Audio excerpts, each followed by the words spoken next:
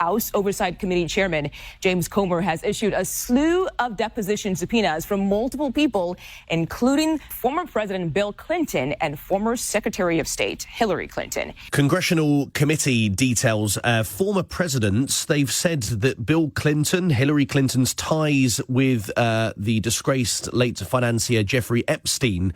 I think it's important to make the point, if you look at some of the news reports as well, the actual committee that is doing this is very much Republican-led, the House Oversight Committee, and the politician that you heard that news anchor just reference. Let's speak now with who else? Simon Marks, who is LBC's US correspondent, joining us from Washington, D.C. The headline here, Simon, about Bill Clinton, Hillary Clinton being ordered to testify, will they have to do so? Well, they will clearly seek not to do so, but ultimately a subpoena, Henry, from the House of Representatives, in this case from the Oversight Committee of the House of Representatives, to anyone, former president or Joe Public, is a pretty powerful legal document that seeks to compel even those people who don't want to testify.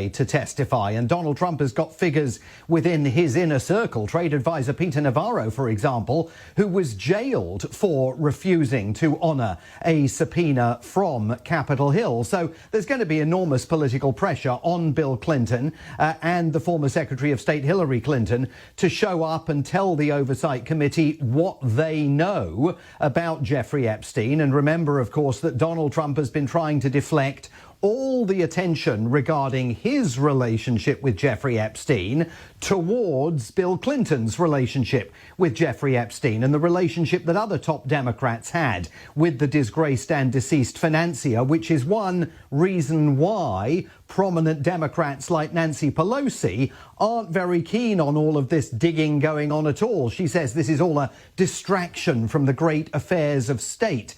But there are two aspects to this story today, two sides to this particular coin. The headlines indeed being grabbed by the fact that Republicans say they want to drag former President Bill Clinton before that committee in early October.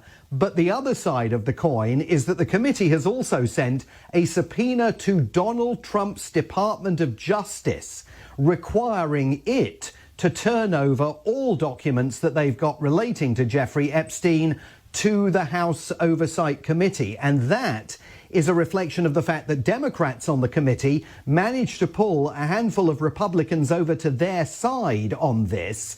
Those Republicans feeling the heat from their constituents back in their home states, many of whom are Make America Great Again supporters, furious with Donald Trump that he hasn't delivered on the pledge that he made on the campaign trail last year to open the Epstein files up for public scrutiny. So for the White House, this is a double-edged sword. On the one hand, Donald Trump can salivate over the prospect of Bill Clinton having to testify about the visits that he made to Epstein Island, where alleged nefarious and criminal activities took place. But on the other hand, the White House is going to be very worried about that subpoena going to Donald Trump's Attorney General Pam Bondi. Remember back in February, she's the woman who said that the Epstein files, the client list, was on her desk. She was about to review it, and then she was going to release it to the public. Well, we now know that Donald Trump's name appears in some of those documents. The President of the United States appears to have been informed of that. And last month, suddenly out of nowhere, Donald Trump's own Department of Justice said, actually, there are no documents to release. The client list doesn't exist. And some Republicans on that committee are not buying that, which is why they've sided with the Democrats to send that subpoena to the Department of Justice. So, I mean, as things stand at the moment, as you say, Pam Bondi did say that it was on her desk ready to go. Donald Trump is sort of loath to be asked about it, but is asked about it all the time.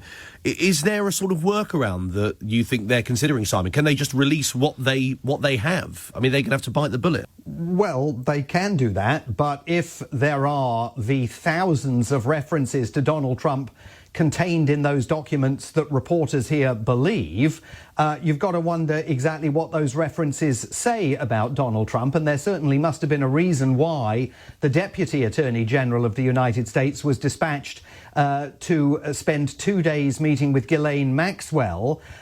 She has since been moved to a relatively open prison in Texas from the secure facility in Tallahassee in Florida, where she was being housed amid speculation that the White House and the Department of Justice is trying to cut a deal with her. They might commute her sentence, grant her clemency, pardon her if she dobs senior Democrats in, but gives Donald Trump a clean bill of health on all of this. I mean, Donald Trump is walking a really dangerous tightrope on all of this politically, because there is a growing sense among his own supporters that there's a cover-up taking place at the White House over what the documents say about the nature of Donald Trump's relationship with Jeffrey Epstein. And so much as the White House would like to find a get-out to all of this, it's far from evident that releasing those documents, if they were released in full and unredacted, would necessarily assist the president.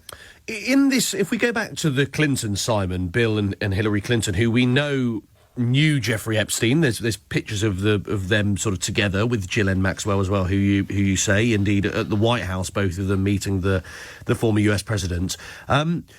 Under what form would that happen? Would those be congressional testimonies lasting one day? I mean, I appreciate we don't know at this stage, but it could, in theory, be a real interrogation as to the exact nature of their relationship. Oh, very much so. And they've put out a whole timetable for this, the Republicans running the committee, because they're trying to express tremendous confidence that they're going to be able to do this. They say they're going to have Hillary Clinton before them on October the 9th, former President Bill Clinton before them on October the 14th, the former US Attorney General Merrick Garland, he of course was Attorney General in the Biden administration, before them on October the 7th, October the 2nd, the former FBI Director James Comey, considered a complete traitor by Donald Trump, before them on October the 7th. But interestingly, they're also planning to hold hearings where they call Donald Trump's former Attorney General Bill Barr to see them on August the 18th, and various other figures from the first Trump administration, former Attorney General Jeff Sessions on August the 28th. So again, the fact that this committee is willing not just to go after prominent Democrats, the most prominent of them, of course, being President Bill Clinton, who is widely reported to have had a close association with Jeffrey Epstein, and there are enormous questions about the nature of that relationship. But they're also willing to go after some prominent Republicans. They want to get Bill Barr in, for example, to ask him what he knew about the Ghislaine Maxwell case, about Donald Trump's relationships with Jeffrey Epstein, about other prominent political figures and their relationships with Jeffrey Epstein. After all, if Bill Clinton can be accused at some point of alleged criminal activity in concert with Jeffrey Epstein, why didn't William Barr pursue that when he was Donald Trump's Attorney General first time around? So this is a train that is increasingly out of the control of the White House, and Donald Trump is running after it, desperately trying to get ahead of it to try and stop it in its tracks. Lastly, the transcript with Ghislaine, is that going to be released? Because I was reading the Department of Justice have obviously got a transcript back from last month when it was Todd Blanche, wasn't it, who conducted the interview. I mean, any word on that?